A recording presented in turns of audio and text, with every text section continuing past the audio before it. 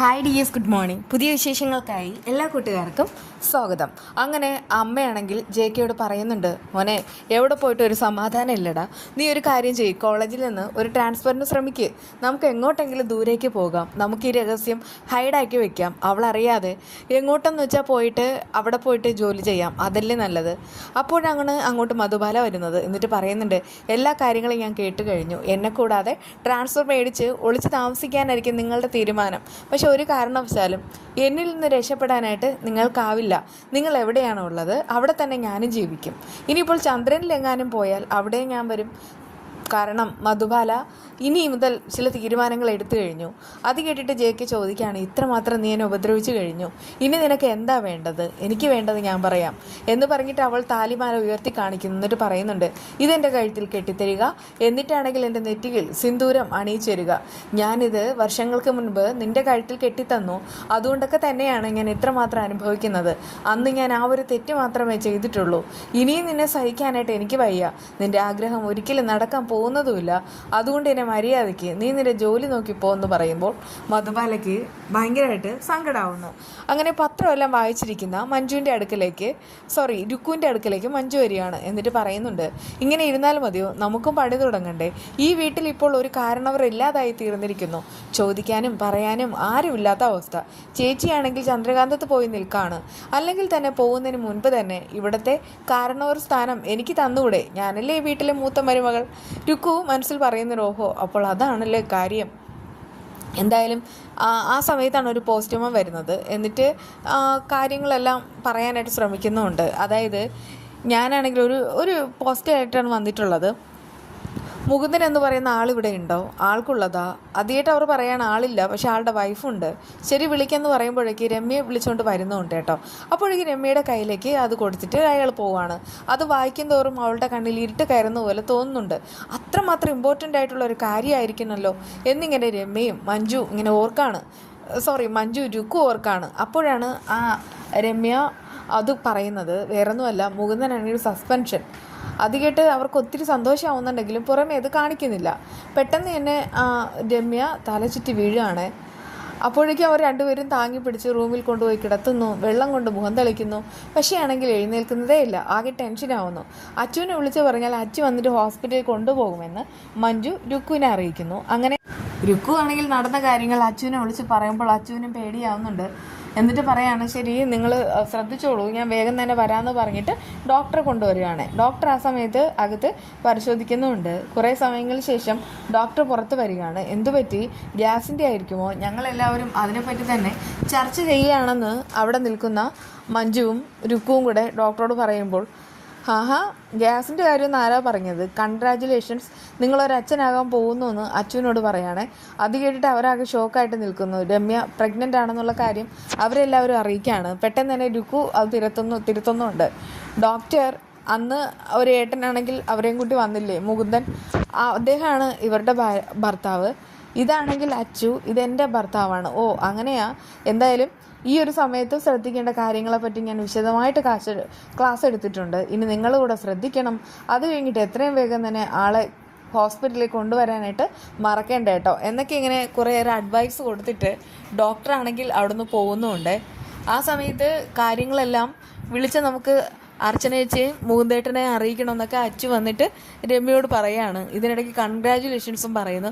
അവൾക്ക് സന്തോഷമാവുന്നു. പക്ഷേ രുക്കുവിനും മഞ്ജുവിനും ഒട്ടും സന്തോഷമില്ല. എന്നാലും അവരാണെങ്കിൽ അടുത്തൂടെയൊക്കെ വന്നിട്ട് രമ്യയോട് കൺഗ്രാറ്റ്സ് പറയാൻ ശ്രമിക്കുന്നുണ്ട്. രുക്കു മിണ്ടാതെ നിൽക്കുകയാണെ.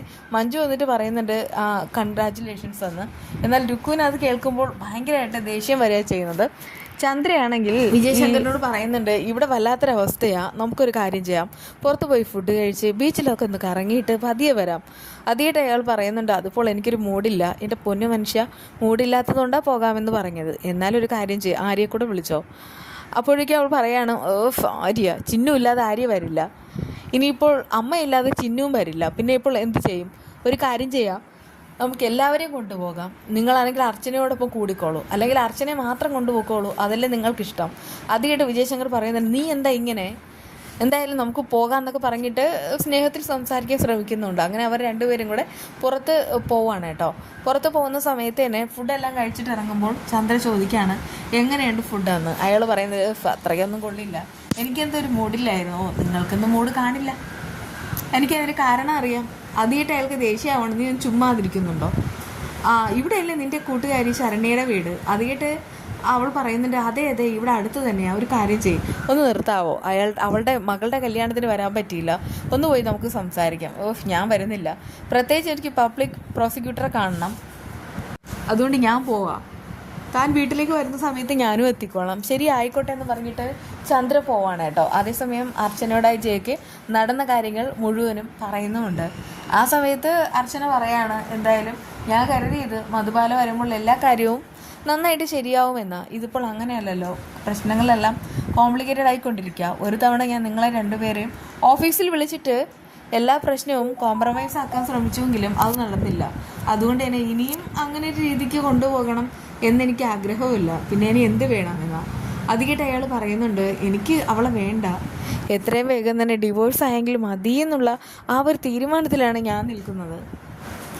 ഇത് കേട്ടിട്ട് അർച്ചന പറയുന്നുണ്ട് ഡിവോഴ്സിനൊക്കെ കൊടുക്കാം, പക്ഷേ ഡിവോഴ്സ് കിട്ടണമെന്നുണ്ടെങ്കിൽ ഇനി ഒരാൾ തന്നെ വിചാരിക്കണം, മധുബാല പറയാതെ ഇനി നമുക്കൊന്നും ചെയ്യാനായിട്ട് കഴിയില്ല. അതുകൊണ്ട് തന്നെ മധുബാലയുമായിട്ട് ഡിസ്കസ് ചെയ്യണം, അവളായിട്ട് തന്നെ ഒരു തീരുമാനം എടുക്കണം, എങ്കിൽ നമുക്ക് എളുപ്പമാവുമെന്നൊക്കെ പറയാണ് കേട്ടോ. ആ സമയത്താണ് വിജയശങ്കർ യാദൃച്ഛ്യമായിട്ട് അവിടെ എത്തുന്ന സമയത്ത് അവർ രണ്ടുപേരെയും കാണുകയും ചെയ്യുന്നു. അയാൾക്കാണെങ്കിൽ ദേഷ്യവും വെറുപ്പും ഒക്കെ ഉണ്ട്. അയാളുടെ മനസ്സിൽ ഇപ്പോഴും അർച്ചന ഉണ്ടെന്നാണ് തോന്നുന്നത്. അതുകൊണ്ടാണ് അയാൾക്ക് ഇങ്ങനെ ഇതൊന്നും ഈ ഒരു കാഴ്ചയൊന്നും കണ്ടിട്ട് സഹിക്കാൻ പറ്റാതെ ഇങ്ങനെ ഭയങ്കരമായിട്ട് ഡള്ളായിട്ട് നിൽക്കുന്നത്. അയാൾ അങ്ങോട്ട് തന്നെ നോക്കി ഇങ്ങനെ നിൽക്കുന്നുണ്ട്. ഇതിനിടയ്ക്ക് മറ്റൊരു സംഭവം ഉണ്ടായിട്ടുണ്ട്. അത് വേറൊന്നുമല്ല, മുകുന്ദൻ ജയിലിലാണല്ലോ. അവിടെ അച്ചു പോകുന്ന സമയത്ത് അച്ചു പോയിട്ട് മൊബൈലിൽ വിളിച്ചിട്ട് കൊടുക്കുകയാണ്. ആ സമയത്ത് ഈ മുകുന്ദൻ രമ്യയെ വിളിക്കുന്നു. ആ അച്ചു എന്ന് വിളിക്കുന്ന സമയത്ത് മുകുന്ദൻ പറയുന്നത് അച്ചു അല്ല, ഇത് ഞാനാണ്, ഞാൻ കാര്യങ്ങളെല്ലാം അറിഞ്ഞടി, ഇതിനൊക്കെ സുഖമാണോ? അതായിട്ട് അവൾ കരയാണ്. എന്നിട്ട് പറയുന്നുണ്ട് പിന്നെ ഭയങ്കര സുഖം, ഞാനിവിടെ തുള്ളി കളിക്കുകയല്ലേ മനുഷ്യൻ, എൻ്റെ മുകുന്ദേട്ട ഒന്ന് വായോ അങ്ങോട്ട്. കണ്ടില്ലേ അർച്ചന ചേച്ചിക്ക് നിങ്ങൾക്ക് വേണ്ടി ജാമ്യം എടുത്ത് തരാനല്ല, വേറെ ചില കാര്യങ്ങൾക്ക് പ്രധാനം. ചേച്ചി അങ്ങനെ ഓരോ ചെയ്യുന്നത്. അത് കേട്ട് മുകുന്ദൻ പറയുന്നത് നീ എന്താ ഇങ്ങനെ, എടി ഒന്ന് ചുമ്മാതിരിക്കുന്നു, ഞാനും ഇവിടെ വിഷമിച്ചാടി നിൽക്കുന്നത്, അതിനിടയ്ക്ക് നീ ഇങ്ങനെ ആവശ്യമില്ലാതെ ഓരോന്ന് പറഞ്ഞാൽ എനിക്ക് വിഷമം കൂടത്തേ ഉള്ളൂ. അല്ല മുകുന്ദേട്ട, എൻ്റെ സങ്കടം കൊണ്ട് ഞാൻ പറഞ്ഞതാ എന്നൊക്കെ പറഞ്ഞിട്ട് ഭയങ്കരമായിട്ട് കരയാണ് കേട്ടോ. അത് കാണുന്ന അയാൾക്കും ഭയങ്കര സങ്കടമാവുകയാണ്. നീ എന്താ ഇങ്ങനെ, ഈ സമയത്ത് സന്തോഷത്തിലിരിക്കേണ്ട നിമിഷങ്ങളാണ്, നീ ഇങ്ങനെ കരഞ്ഞാൽ അത് നമ്മുടെ കുഞ്ഞിനാണ് ദോഷം, അതുകൊണ്ട് നീ സന്തോഷത്തിലിരിക്കുക. അത് കേട്ട് അവൾ ഓക്കെ എന്നൊക്കെ പറയുന്നുണ്ട്. അപ്പോഴേക്കും അയാൾ പറയുകയാണ് എല്ലാ കാര്യങ്ങളും ഉടൻ തന്നെ ശരിയാവും, എനിക്ക് ജാമ്യം കിട്ടുകയും ചെയ്യും, എന്തായാലും അതൊക്കെ അർച്ചനേച്ച് നോക്കിക്കോളും. പക്ഷെ നീ ആണെങ്കിൽ എല്ലാ കാര്യങ്ങളും നിൻ്റെ കാര്യങ്ങളെല്ലാം അവിടെ ഓക്കെ ആയിട്ട് സന്തോഷത്തിലും സമാധാനത്തിലൊക്കെ ഇരിക്കുക എന്നൊക്കെ ഇങ്ങനെ പറഞ്ഞിട്ട് ഒരുപാട് ഉപദേശങ്ങൾ കൊടുക്കുന്നുണ്ട് കേട്ടോ. എന്തായാലും ആ മധുബാലയുടെ കാര്യത്തിൽ തീരുമാനം ഉണ്ടായെങ്കിൽ ജെയ്ക്ക് ഒരു സമാധാനം കിട്ടിയാണ്. ജെയ്ക്ക് അർച്ചനേച്ച് ഒന്നിക്കണം എന്നാണ് നമ്മളും ആഗ്രഹിക്കുന്നത്. വിശേഷങ്ങളെ വീണ്ടും കാണാം. ബൈ.